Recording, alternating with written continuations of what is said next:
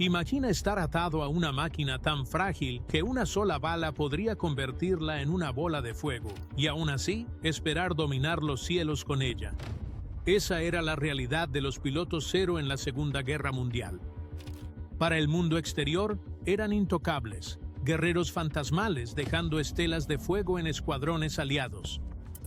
Pero tras esa leyenda, un entrenamiento brutal, expectativas imposibles y un futuro que los llevó de ases de la aviación a desesperados kamikazes. Esta noche descubrimos el auge y la caída de los pilotos cero y revelamos la oscura verdad que nadie esperaba. Antes de que un aviador japonés pilotara un elegante A6M0, debía superar una prueba de fuego.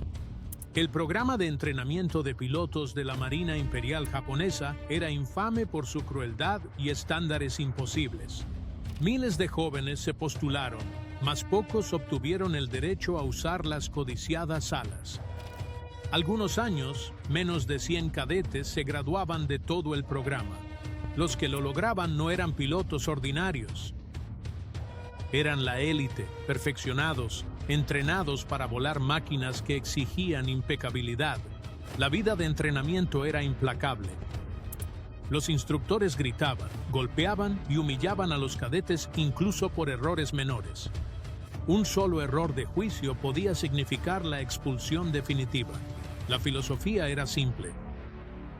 Únicamente aquellos que probaran disciplina, obediencia y maestría absolutas podían aspirar a sobrevivir en combate. Se les dijo que el cero no tenía blindaje, ni tanques de combustible autosellantes, ni margen de error. Su única defensa era la pericia del piloto. Eso significaba que no había lugar para el error, ni en el entrenamiento, y mucho menos en la guerra. Para cuando un cadete llegaba a la cabina, su cuerpo y su mente se habían moldeado en algo muy alejado de un joven común. Ellos dominaban acrobacias aéreas avanzadas, puntería de precisión y la navegación en mar abierto. Se esperaba que memorizaran no solo las maniobras de vuelo, sino manuales enteros de tácticas y doctrina. La Marina japonesa creía que era mejor producir un puñado de guerreros perfectos que miles de pilotos promedio, y por un tiempo esa apuesta dio resultado. Cuando estos hombres se elevaban a los cielos en su cero, parecían casi sobrenaturales para sus enemigos, capaces de girar y virar con una gracia imposible, de atacar de la nada y desaparecer de nuevo en la inmensidad azul. Pero el precio de esta perfección era muy elevado. Muchos cedían a la presión, y algunos morían en accidentes. Otros eran expulsados por no cumplir con las aplastantes expectativas. Los sobrevivientes emergían como armas vivas, disciplinados, audaces, poniendo el honor imperial antes que sus vidas. Esa mentalidad les sería útil en los inicios de la guerra, pero sembró la tragedia, pues no fueron entrenados para retirarse, solo para luchar hasta el amargo final. Cuando el A6M0 entró en servicio en 1940, el mundo quedó atónito. Por fin, Japón tenía un avión que podía superar cualquier cosa que los aliados pusieran en el cielo. Era rápido, ágil, con letales cañones de 20 milímetros, potencia de fuego inaudita para un caza naval de entonces. Los informes de sus primeros combates sobre China hablaban de proporciones de bajas de hasta 12-1, con aviones aliados cayendo como moscas ante él. Para Japón, probaba que su doctrina de calidad sobre cantidad funcionaba. El cero no era un caza cualquiera. Fue un símbolo de orgullo nacional y la punta de lanza de Japón para dominar el Pacífico. Pero tras su elegante diseño había compromisos mortales. Para lograr su legendaria agilidad y gran alcance, el diseñador Jiro Horikoshi eliminó todo lo que pudiera añadir peso. La piel del cero era tan fina que un puño la abollaba. Su cabina carecía de blindaje y sus tanques no tenían autosellado. Una bala trazadora podía tornar el avión en un ataúd en llamas. Para los aliados, esto era una locura. Para la Armada japonesa, era la encarnación de su filosofía. Un cero no requería blindaje si el piloto no era alcanzado. Esto trasladó la responsabilidad totalmente al aviador. Tenían que volar impecablemente. Debían anticipar cada ataque, superar a cada oponente y golpear con una precisión implacable. No había margen de error. Hombre y máquina se hicieron inseparables, cada uno dependiendo del otro. Fue una apuesta que al principio funcionó de maravilla, cuando los pilotos mejor entrenados de Japón volaron los ceros contra enemigos inexpertos y poco preparados, pero también creó la peligrosa ilusión de que el cero era invencible. Sobre Pearl Harbor, Filipinas y el Índico, el cero destrozó aviones aliados con aterradora facilidad. Hurricanes, Búfalos y P-40 Warhawks cayeron ante él. Los pilotos hablaban con asombro de su agilidad, intocable. Mas cada bala aliada, al impactar, revelaba la verdad. El cero era frágil como el papel. Para los pilotos cero, cada misión conllevaba esa carga implícita. Volaban en máquinas que exigían perfección, sin perdón. Por ahora, dominaban los cielos. Pero sabían que un error significaba fuego, humo y una larga caída al mar. El 7 de diciembre de 1941, el mundo conoció al cero de la peor forma.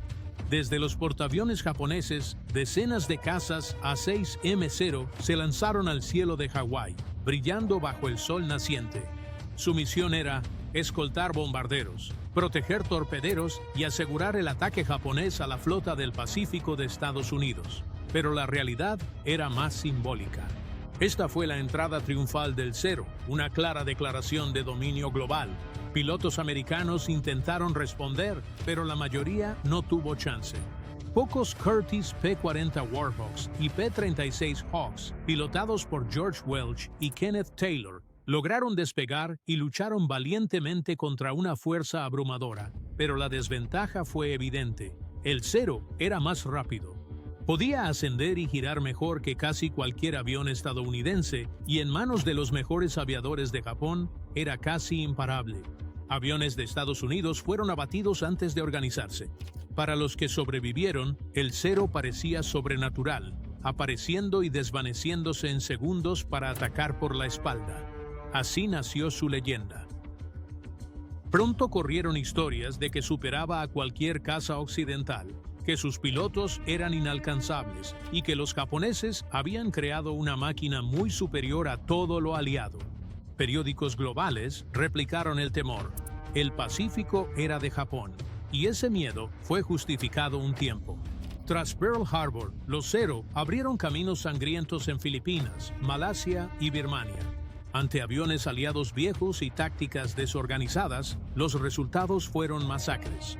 Pero tras este éxito, nadie quería admitir una verdad oculta. Ni los estadounidenses masacrados, ni los japoneses celebrando sus victorias. Los triunfos del cero no solo se debían a su diseño, sino a sus irreemplazables pilotos. Eran hombres que superaron el entrenamiento más duro del mundo, sabiendo explotar cada pulgada de su frágil máquina. El problema era que Japón solo tenía unos cientos. Y aunque Pearl Harbor hizo al cero parecer invencible, cada combate aéreo consumía un recurso irreemplazable, sus mejores pilotos.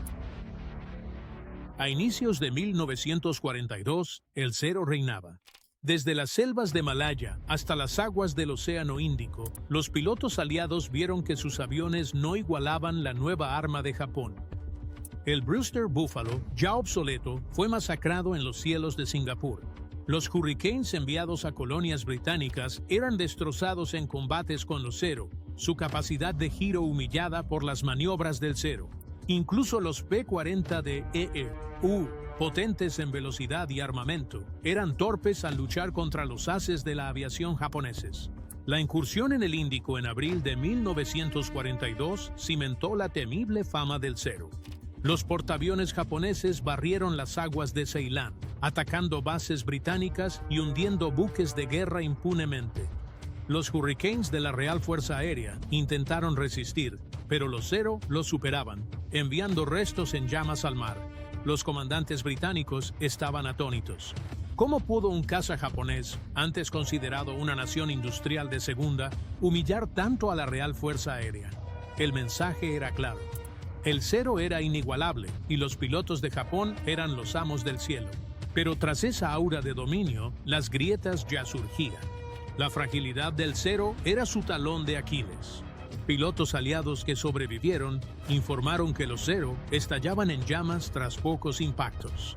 Algunos los describían como encendedores voladores, letales al tacto, se consumían en segundos. Pero en 1942, saber esto no consolaba. Los aliados no desarrollaron tácticas para explotar esas debilidades, y la habilidad de los pilotos japoneses los hacía intocables. Para los pilotos Zero, este era el apogeo de su poder. Eran aclamados como los samuráis del cielo, guerreros modernos que llevaban el honor de Japón por todo el Pacífico. Pero esta gloria tenía un lado oscuro. Se les enviaba a una misión tras otra, sin descanso, sin reemplazos y sin esperanza de refuerzos. Sus máquinas exigían perfección, y también su nación. Las victorias se acumulaban, pero también la presión. Y mientras los aliados buscaban respuestas, los pilotos Zero de Japón descubrirían cuán frágiles pueden ser las leyendas. A mediados de 1942, el aura de invencibilidad del Zero ya enfrentaba su primera prueba real. El escenario fue Guadalcanal, Jungla y Coral, de la que la mayoría de los estadounidenses no había oído hablar antes de la guerra.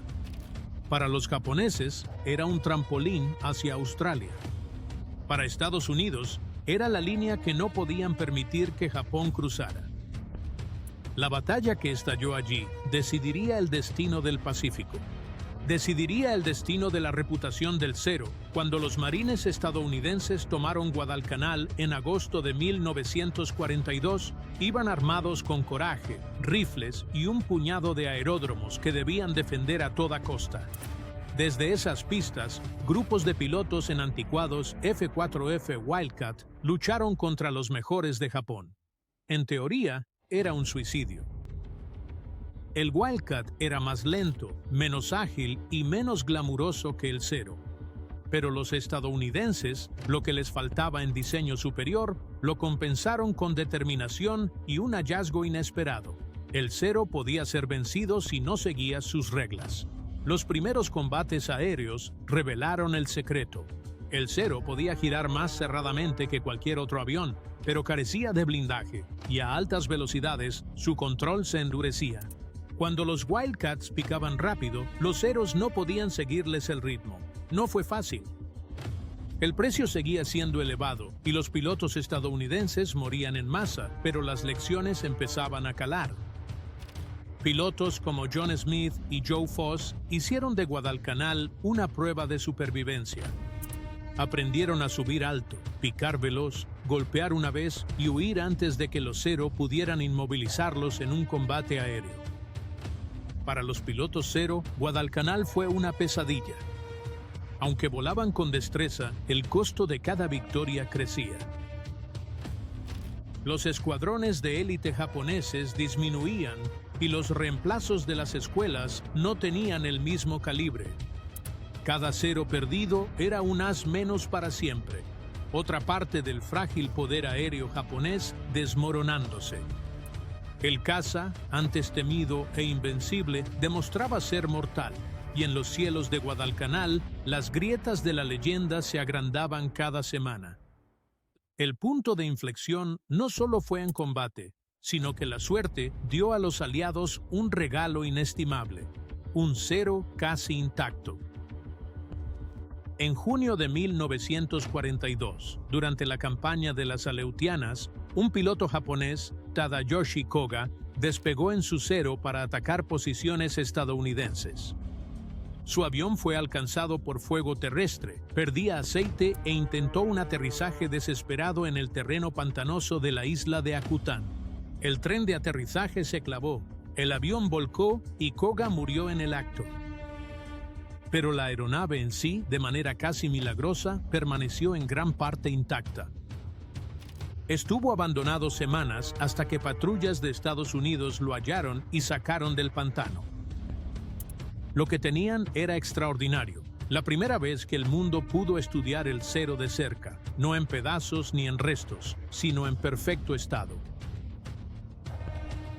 Los ingenieros lo enviaron a San Diego, lo restauraron y pilotos de prueba subieron a la cabina para desvelar sus secretos. Lo que hallaron confirmó lo que Guadalcanal insinuó: el Zero no era invencible. A alta velocidad, sus controles se endurecían, impidiendo girar o picar eficazmente. Sus tanques no eran autosellantes, lo que con una bala trazadora lo volvía una bola de fuego. Su motor con carburador se ahogaba con fuerzas G negativas, calándose en picados bruscos. Su falta de blindaje significaba que un breve fuego podía derribar a un piloto experimentado. El genio del Zero residía en su agilidad y alcance, pero este genio tenía un precio terrible. Con este saber, los tácticos de Estados Unidos reescribieron los manuales. Entrenaron a pilotos para evitar giros, luchar verticalmente con picados y ascensos, y siempre atacar en parejas o equipos. El capitán de corbeta, John Jimmy Touch, ya había ideado la famosa maniobra Touch, una táctica en la que dos aviones giran uno hacia el otro, atrapando a cualquier Zero que los siguiera. Ahora, con los datos de los Zeros capturados en mano, estas tácticas se convirtieron en doctrina. El mito se había hecho añicos. Los aliados tenían la clave para contraatacar, y pronto el cazador sería la presa. Para los pilotos Zero, el cielo dejó de ser un lugar de gloria transformándose en un cementerio. En 1943, la balanza cambió y el Zero dejó de ser el terror de los cielos del Pacífico. Su agilidad era inigualable a bajas velocidades, pero los aliados ya contaban con algo más peligroso: máquinas nuevas para explotar sus debilidades. El primero fue el Grumman F-6F Hellcat, diseñado con un solo objetivo: superar al Zero en todo lo que importaba. Los ingenieros estudiaron el Zero de Akutan capturado, identificando fallas para que el Hellcat lo contrarrestara en cada punto. Era más rápido, fuerte, blindado y llevaba 6 ametralladoras Browning calibre 50 que destrozaban al Zero más ágil en segundos. El Hellcat fue devastador al entrar en combate en 1943. Durante la guerra, los pilotos de Hellcat lograron casi 5.200 victorias aéreas contra aviones japoneses, superando a cualquier otro caza aliado. La proporción de derribos contra el Zero alcanzó niveles absurdos, a veces de hasta 13-1. Donde una vez el Zero superaba en maniobras a sus oponentes, ahora se veía superado en potencia de fuego, ascenso y descenso. Y si el F-6F Hellcat no era suficiente, llegó otra pesadilla, con la forma del Vought F-4U Corsair, la muerte silbante. El Corsair, elegante, de alas dobladas y más rápido que cualquier avión japonés, combinaba velocidad, armamento pesado y un picado imparable. Para los pilotos Zero, era como un depredador que atacaba desde arriba y se desvanecía. El cambio fue brutal. A principios de 1942, los pilotos japoneses volaban misiones sabiendo que su avión les daba ventaja. En 1943, la confianza se esfumó. Enfrentaron la batalla sabiendo que un error era muerte instantánea. Los cielos ya no le pertenecían al Zero. Pertenecían a la industria de Estados Unidos que construía F-6F Hellcat y F-4U Corsair en masa, mientras Japón apenas reponía sus pérdidas. Para los otrora orgullosos haces del Zero, cada misión era una marcha hacia la aniquilación, no una prueba de habilidad. Su avión había pasado de depredador a presa y la pesadilla apenas comenzaba. Si los cazas americanos eran el martillo, el colapso de pilotos de Japón fue el clavo en el ataúd del Zero. En los primeros años, cada Zero era pilotado por una élite, hombres que habían soportado años de entrenamiento agotador donde solo unos pocos de miles llegaban a graduarse. No eran solo pilotos, eran artesanos de los cielos. Pero para 1943, la mayoría de ellos ya no estaban derribados sobre Guadalcanal, Midway o el Mar del Coral. Japón jamás pudo recuperarse de esa pérdida. Las escuelas intentaron seguir el ritmo, pero el imperio perdía recursos. La falta de combustible impedía volar a los cadetes. Si bien antes los pilotos japoneses volaban cientos de horas antes de combatir a fines de 1944, algunos reclutas con menos de 40 horas eran lanzados contra aviadores estadounidenses veteranos con 500 o más. Era una masacre incluso antes de que la lucha comenzara. El Zero en sí no había cambiado mucho. Aún era ligero, todavía ágil e igualmente letal en las manos correctas, pero esas manos ya no estaban presentes. En cambio, los mandos fueron ocupados por jóvenes aterrorizados, casi unos niños, que eran enviados a máquinas convertidas en trampas mortales. Muchos no regresaron de su primera misión.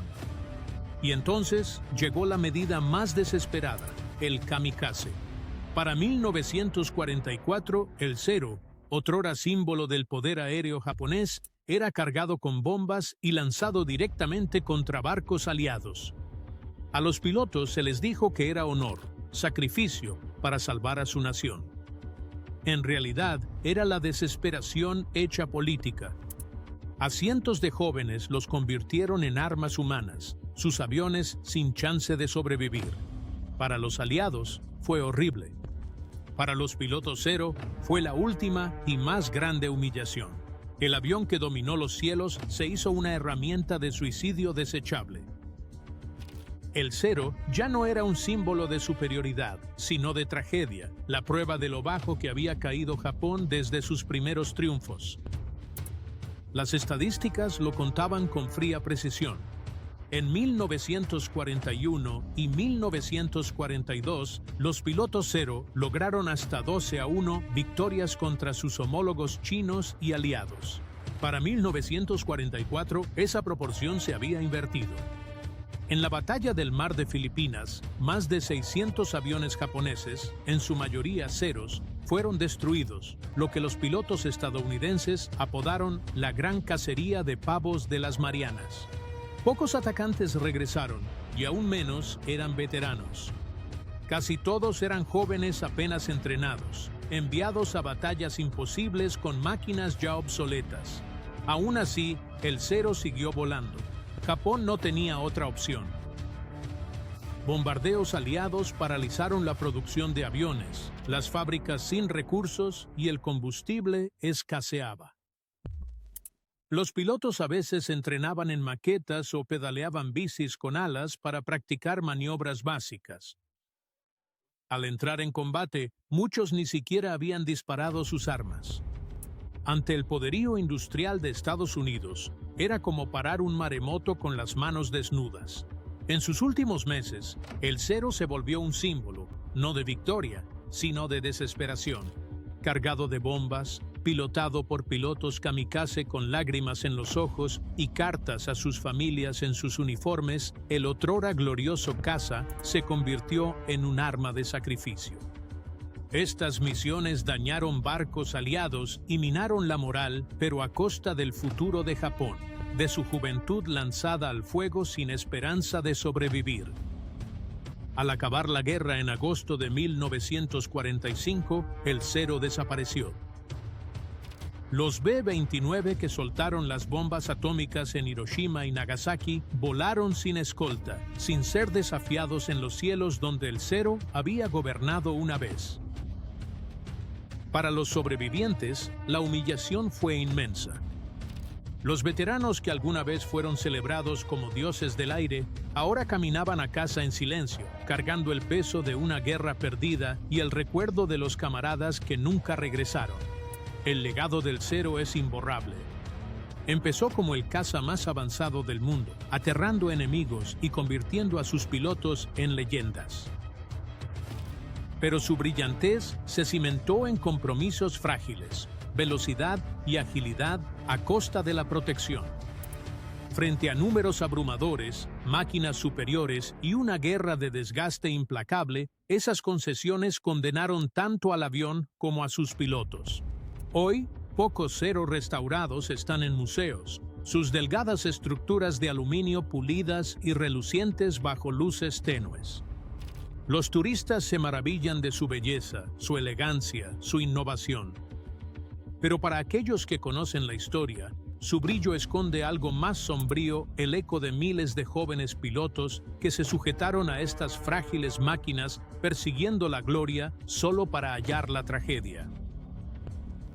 El Zero nunca fue solo un caza, sino que fue la historia del ascenso y el declive de un imperio, inscrita con fuego en los cielos del Pacífico.